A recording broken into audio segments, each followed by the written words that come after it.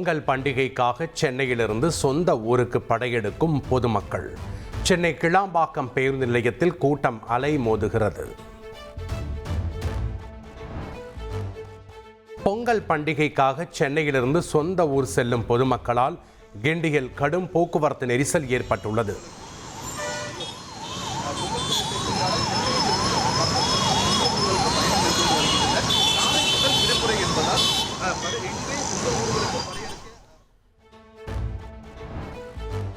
அரிசி குடும்ப அட்டைதாரர்களுக்கு 3000 ரூபாய் ரொக்கத்துடன் கூடிய பொங்கல் பரிசு தொகுப்பு நாளையும் விநியோகிக்கப்படும் என்று அறிவிக்கப்பட்டுள்ளது.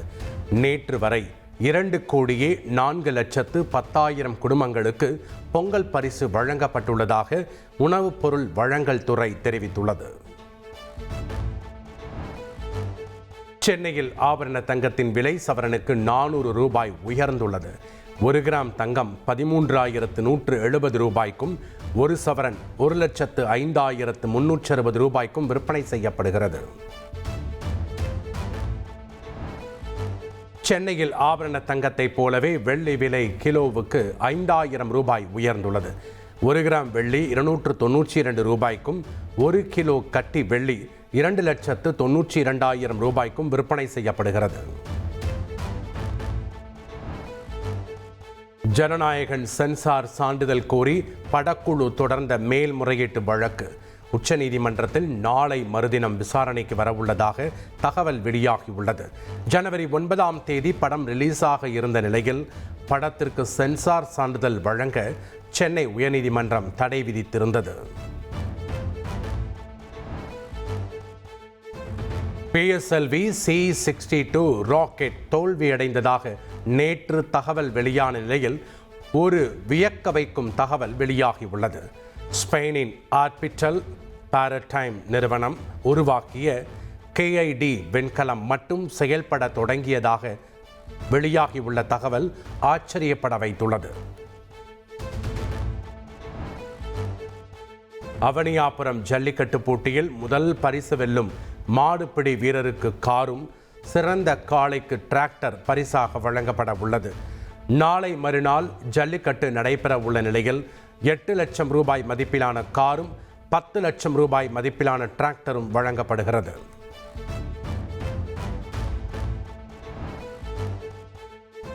நீலகிரி மாவட்டம் கூடலூர் வருகை தந்த மக்களவை எதிர்க்கட்சித் தலைவர் ராகுல் காந்தி தனியார் பள்ளியில் கொட்டும் மழையில் மாணவர்களோடு உற்சாகமாக கலந்துரையாடினார்.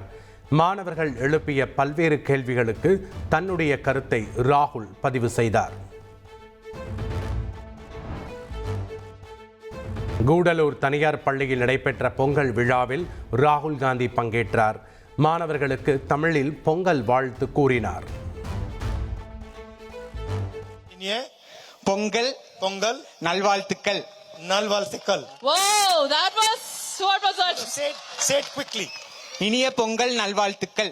இனிய பொங்கல் நல்வாழ்த்துக்கள். கூடலூர் தனியார் பள்ளியில் மாணவர்கள் முன்பு பேசிய ராகுல் காந்தி நாட்டின் ஜனநாயக அமைப்பு மீது தாக்குதல் நடத்தப்படுவதாக தெரிவித்தார்.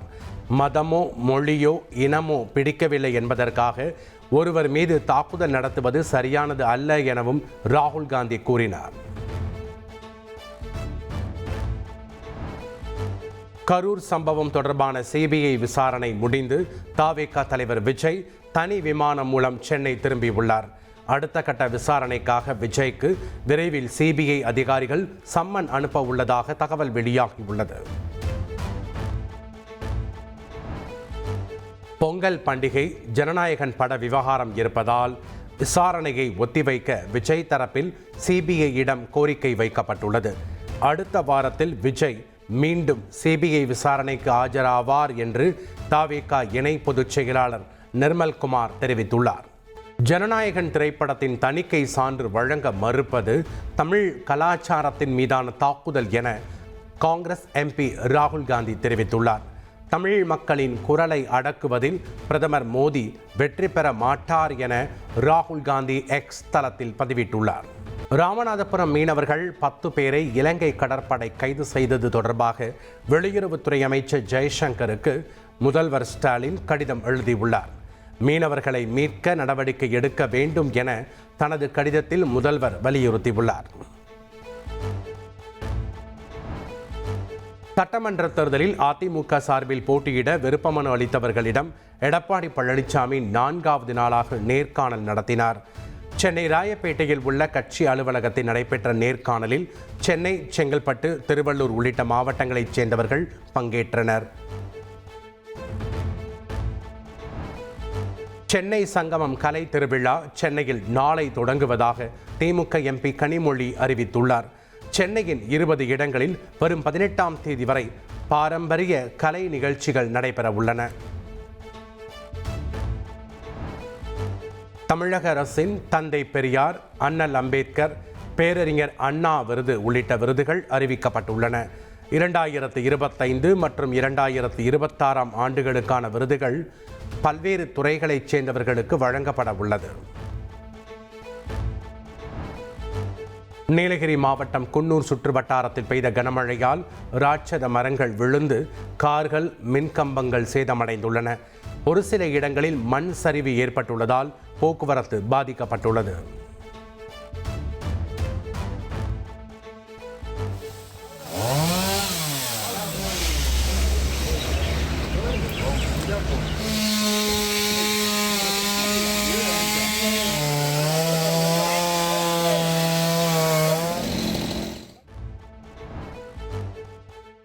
திருச்சி மாவட்டம் துறையூர் சுற்றுவட்டாரத்தில் தொடர் கனமழையால் அறுவடைக்கு தயாராக இருந்த நெற்பயிர்கள் சேதமடைந்துள்ளன.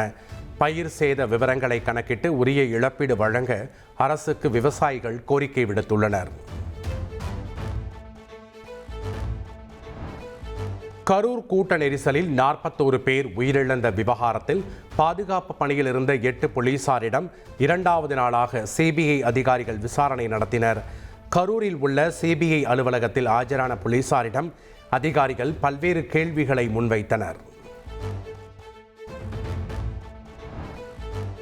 ஊதிய உயர்வு, பணி நிரந்தரம் உள்ளிட்ட கோரிக்கைகளை வலியுறுத்தி சென்னையில் பகுதி நேர ஆசிரியர்கள் 6வது நாளாக ஆர்ப்பாட்டத்தில் ஈடுபட்டனர். நுங்கம்பாக்கம் டிபிஐ வளாகம் அருகே போராட்டத்தில் ஈடுபட்ட ஆசிரியர்களை போலீசார் கைது செய்தனர்.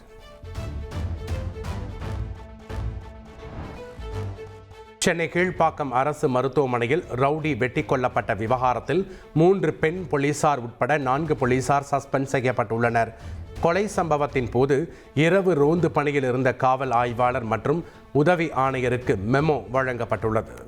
நடிகர் விஜயின் தெறி திரைப்படம் நாளை மறுநாள் ரீரிலீஸ் ஆகும் என அறிவிக்கப்பட்ட நிலையில் வெளியீடு ஒத்திவைக்கப்பட்டுள்ளது. ஜனநாயகனுக்கு பதிலாக தெறி வெளியாகும் என எதிர்பார்த்த ரசிகர்கள் ஏமாற்றமடைந்துள்ளனர். பாகிஸ்தான் மீண்டும் தாக்குதல் நடத்தினால் உறுதியான பதிலடி கொடுக்கப்படும் என்று இந்திய ராணுவத்தின் தலைமை தளபதி தெரிவித்துள்ளார். டெல்லியில் செய்தியாளர்களிடம் பேசிய அவர் ஆபரேஷன் சிந்தூர் நடவடிக்கை தொடர்வதாகவும் கூறினார்.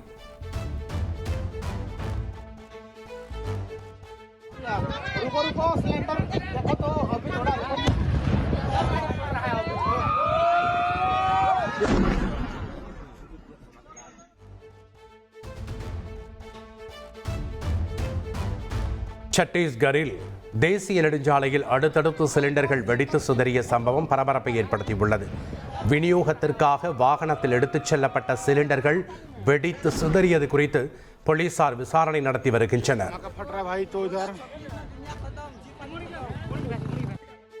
அசாம் மாநிலத்தில் பிரம்மாண்டமாக நடைபெற்ற மெகா பாகுரும்பா நிகழ்ச்சிக்கான ஒத்திகை. குவஹாத்தியில் உள்ள விளையாட்டு மைதானத்தில் நடைபெற்ற ஒத்திகையில் பல்லாயிரக்கணக்கானோர் பங்கேற்று நடனமாடினர். ஈரான் போராட்டத்தில் இதுவரை 2000 பேர் கொல்லப்பட்டுள்ளதாக அந்நாட்டு அதிகாரிகள் தெரிவித்துள்ளனர்.